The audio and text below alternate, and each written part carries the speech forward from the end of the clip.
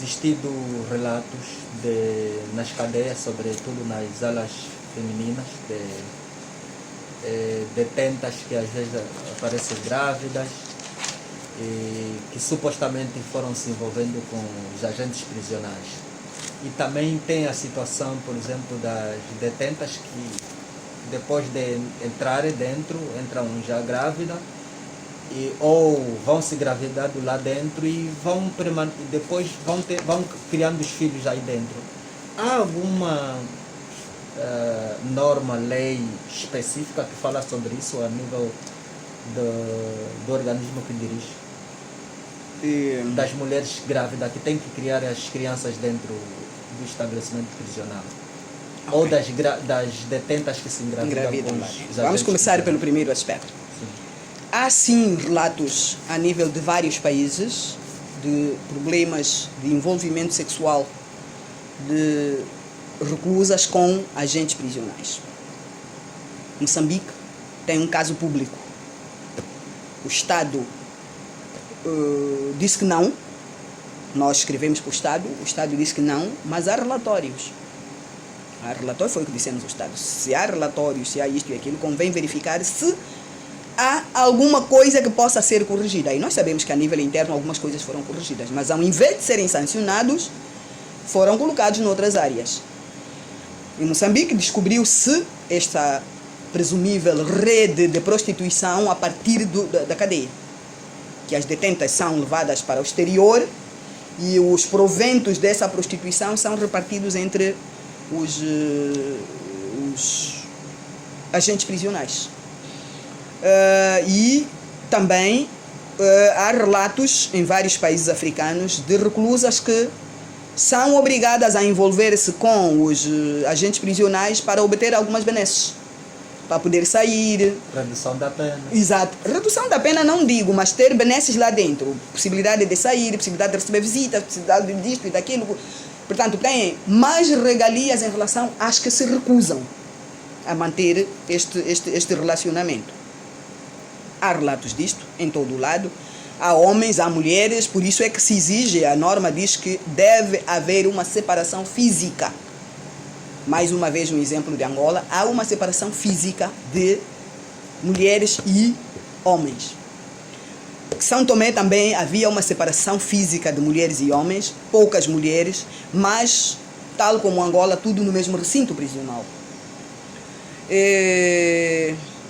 Em relação à criança que vive com a mãe, que nasce e vive com a mãe, há normas que dizem, regionais, internacionais e também nacionais. Por quê? Porque os países são parte destes instrumentos internacionais e regionais. Há países que os recebem diretamente, são de aplicação imediata. Há outros que têm que ser internalizados. Para as diretrizes, são parâmetros, diretrizes e princípios, são parâmetros que são oferecidos aos Estados para, dentro daqueles parâmetros, poder conformar a sua lei. Porque princípios e diretrizes, em princípio, são soft law. Então, nós oferecemos isso ao Estado e dizemos, bom, tens ali uma baliza. Veja se consegue conformar a sua legislação com esta baliza. Então, em relação às reclusas que dão à luz, há regras próprias. A partir do 9º mês, ou fica num lugar separado ou deve ir para casa. Mas a resposta é uma reclusa com crime grave. Tudo bem. Então, tem que ser tomadas medidas necessárias para prepará-la para o parto. Tem que haver instituições sanitárias, tem que ter seguimento do obstetra. Quando chegar a hora de dar à luz, tem que ir para uma instituição de saúde para dar à luz. Quando voltar, tem que ser separada das outras. E quanto às crianças, só podem ficar até 2 anos em determinadas legislações, 3 anos em outras legislações.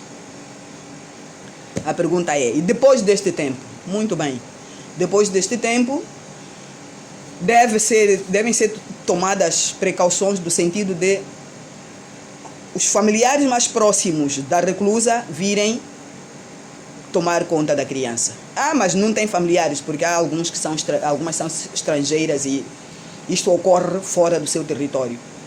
O Estado tem que ter um lugar para poder acolher essas crianças até a altura que a mãe saia da cadeia, porque psicologicamente não é recomendável que uma criança cresça num ambiente prisional. Então há países que é até os 2 anos, há países que é até os 3 anos, esticando um bocadinho até os 4, mas mais do que isso, não.